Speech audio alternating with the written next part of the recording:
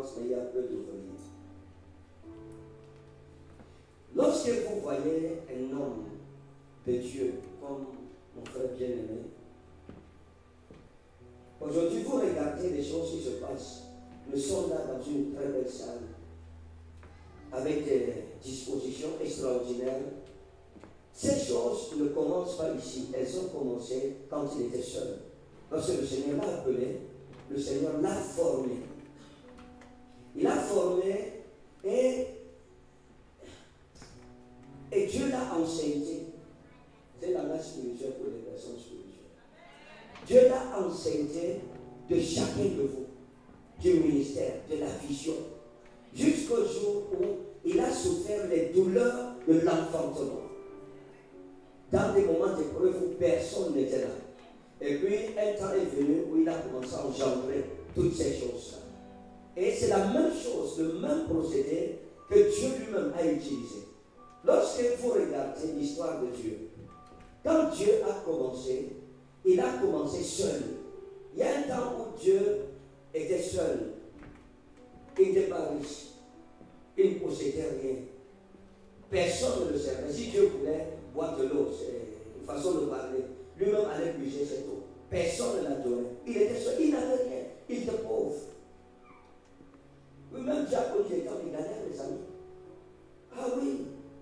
Et au moment où Dieu lui-même était dans la galère, il n'avait pas d'escorte. Personne ne l'adorait, personne ne le célébrait. Et puis, après un certain temps, Dieu a réfléchi, il a dit, ah, depuis je souffre, rien ne fonctionne dans ma vie. Je suis seul, les choses ne marchent pas.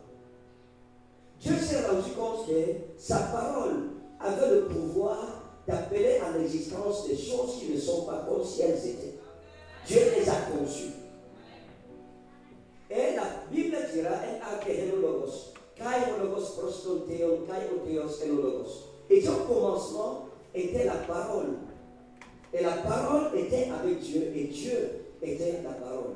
Et la Bible dit, Pantati autu egeneto, kaïkoris autu egeneto, udehen ogegonen. Il dit, et toutes choses ont été créées par elle. Et sans elle, rien de ce qui existe ne peut exister. Et Dieu a dit que le ciel soit, et le ciel fut. Que les anges soient, et les anges furent. Et Dieu a créé par sa parole son royaume à lui, sa maison à lui. Il a créé les chérubins, il a créé les archanges, il a créé les 24 vieillards avec 24 trônes, il a créé les 4 roues, il a créé toutes les familles du ciel. À chaque fois qu'il appelait quelque chose à l'existence, la chose existait. Voilà comment par sa parole, Dieu est devenu riche. Il a appelé dans sa vie à l'existence les choses qui n'étaient pas. Et puis voilà comment le ciel a été meublé. Et les anges pouvaient adorer Dieu. Les anges servaient le Seigneur. Mais ces anges, avant qu'ils n'existassent, qui adoraient Dieu? Hein? Avant que Dieu ne créa le ciel, il habitait où?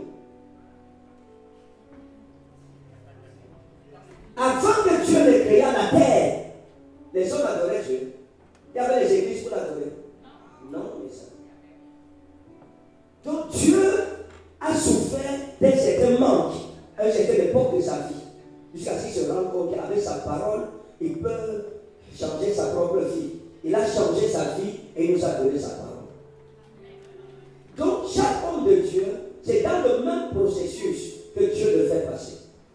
Il y a toujours une zone d'incubation. Dieu t'amène dans le désert, il te forme dans le désert. Tout homme de Dieu avec qui Dieu veut aller loin passera toujours par le désert. Il n'y a pas d'homme de Dieu qui marque sa génération sans passer par le désert. Et c'est pour cela que même Jésus-Christ, lorsqu'il est venu, il est passé d'abord au désert. C'est nécessaire le désert, mes amis.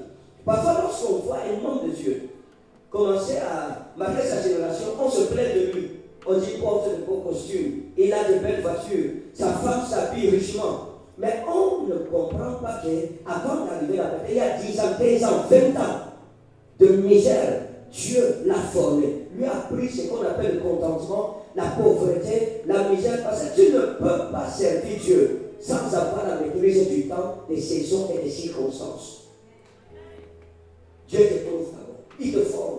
Parce que le ministère est dangereux.